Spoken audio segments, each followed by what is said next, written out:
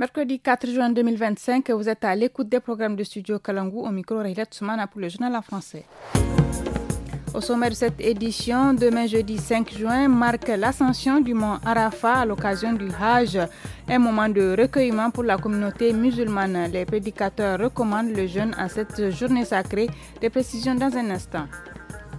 À Maradi, la production de charbon s'intensifie dans la forêt de Babarafi, malgré son interdiction dans cette région. On en parle dans cette édition. La journée de demain jeudi correspond au jour de l'ascension du mont Arafat qui constitue le moment central du Hajj.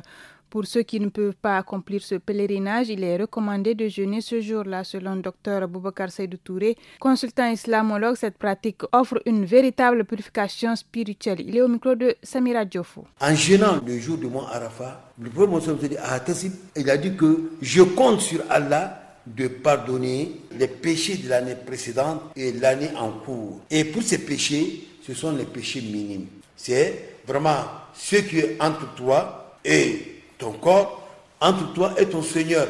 Mais les péchés qu'Allah ne peut pas te pardonner, même s'il fait Arafat, c'est ce qui a un péché entre toi et d'autres hommes. Là, il faudra, d'autres personnes, il faudra qu'on te pardonne. Et il faudra savoir aussi que le stationnement du mont Arafat, c'est le jour où Allah a parachevé l'islam comme religion pour toute l'humanité.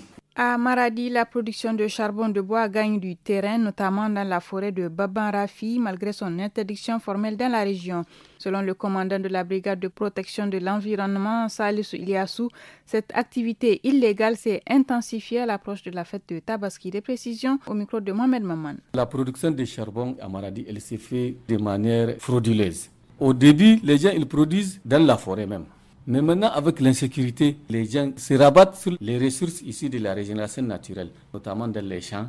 Ce que vous constatez là même, la saisie là, pour la fraude, on a une moyenne de 20 à 30 sacs par semaine. Avec le fait que les besoins augmentent, la production de charbon est nocive à l'environnement parce que pour avoir 1 kg de charbon, il faut brûler 7 kg de bois. Dans le cadre de l'application de la mesure interdisant l'exportation de bétail au Niger, la brigade fluviale des douanes de Gaïa, avec l'appui de la patrouille départementale, a saisi plusieurs têtes de bétail entre le 20 mai et le 3 juin. Les animaux étaient en cours d'acheminement vers des pays voisins, selon le préfet de Gaïa, commandant Moussa Saleh, des propos recueillis par Fadel Alou. 22 têtes de moutons en partant sur le Bénin ont été saisies. Un camion transportant 28 unités de bovins et 9 unités d'équins a été saisi. Ce camion dont le propriétaire avait en leur possession une autorisation spéciale du ministre en charge du commerce, les autorisant à exporter les animaux vers le Burkina Faso. Non convaincus de l'itinéraire choisi, nous avons saisi ce bétail et mis à la disposition du gouverneur de Dosso. Les éléments de la garde nationale basée à Yelou ont saisi 11 vaches en direction du Nigeria. Dans la nuit du 3 au 4 juin, 100 têtes de petits ruminants en transit sur le fleuve ont été saisies par la FDS. À Balayara, dans la région de Tilaberi, les préparatifs de la fête du mouton battent leur plein. Notre correspondante a rencontré Ibrahim Soumeila, un forgeron local qui fabrique des ustensiles spécialement pour l'occasion. Il est au micro de Zainab Abdou.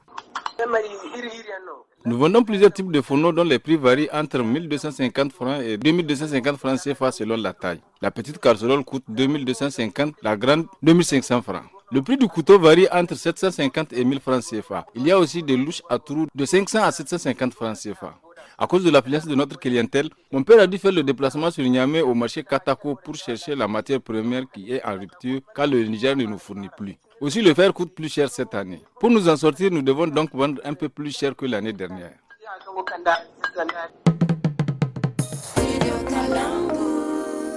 6 individus armés arrêtés le 25 mai dernier ont été présentés ce jour aux autorités régionales à Agadez.